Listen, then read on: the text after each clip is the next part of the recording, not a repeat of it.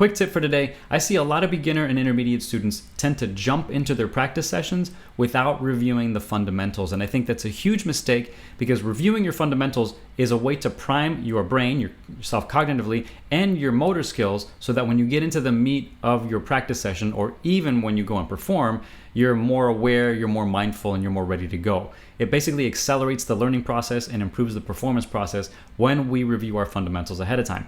Now, there are several ways to do that. One, I think, is pretty obvious, which is warming up. Now, you can warm up very quickly. You can do a 5-minute warm-up. You can do a 2-minute warm-up. It doesn't matter what you do, so long as your warm-up includes some kind of motor skills. So for your hands, you can do some calisthenics, just literally physically warming up.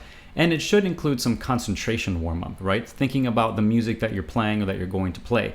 It has to be cognitively engaging, and it has to require some kind of effort, again, so that you're priming your mind to learn faster and better when you actually get into the bulk of your practice, or for you to be able to concentrate more and be able to be more expressive when you get up on stage to perform. Now, one thing that's very clear in fundamentals is to review your posture. Correct posture is so crucial. If you have incorrect posture, not only are you going to probably hurt yourself, but it will just feel uncomfortable. And because of that, you're also not going to be very efficient at reaching your notes on the guitar. Now, one thing, if you're not sure about your posture, one thing you can do is practice in front of a mirror, or set up a blank Zoom meeting or some kind of blank screen on your computer where your video, where the camera is showing you in your computer screen. And that way you can constantly check your posture. Another fundamental that is extremely important and unfortunately too often overlooked is focusing on your relaxation. Now, I know that might seem, kind of vague, but we really want to make that a concrete practice. So when you sit down initially with your guitar and you're checking your posture, the first thing that you should do is take a few deep breaths and just relax. You want to associate relaxation with the guitar, not tension, right? Relax. Make sure to focus on your shoulders, your neck, your hands, everything. Just relax and enjoy it. Make sure it feels comfortable. That's number one. Then as you play, whether you're working on a challenging spot or music that you already play well, take note of how tense your body is. Be mindful of where the tension is, and as soon as you notice that tension, before stopping, try to relax that tension while playing. If you can't, then try to slow down first. Then, of course, there's the obvious, which are your basic techniques. Now, you don't have to do every single technique in the book. I would at least recommend in your warm-up section to include the techniques that you're going to be working on either in your practice session or in your performance. So if I have a lot of arpeggios, maybe rasgueados, tremolos, I'm going to warm those up. If I have a lot of movement in the left hand, which you probably will, then do some kind of left hand movement. Focus primarily on the techniques you're going to be using in your main warm-up session, your performance, and then if you have extra time, add in some other ones just to recap.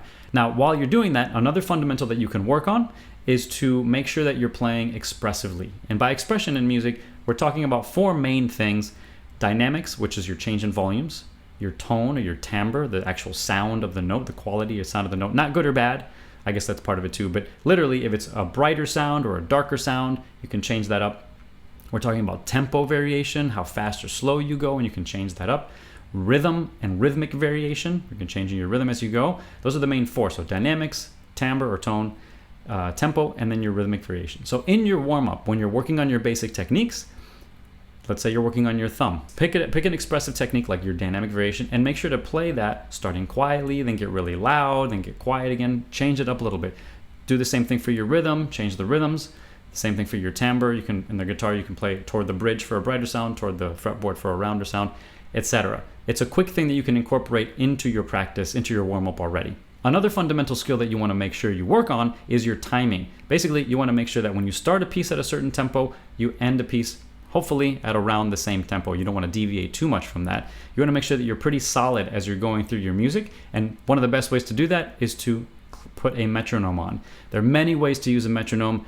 You can use a straight click. There are other metronomes that I personally prefer, which eliminate certain clicks randomly. You can program them, but timing is a crucial thing. So again, during your warm-up session, if you're working on a particular passage, think about setting up a metronome and working on your phrase with that metronome going. Make sure to always cover your fundamentals at the top of your practice session. Consider it part of your warm-up, part of your start.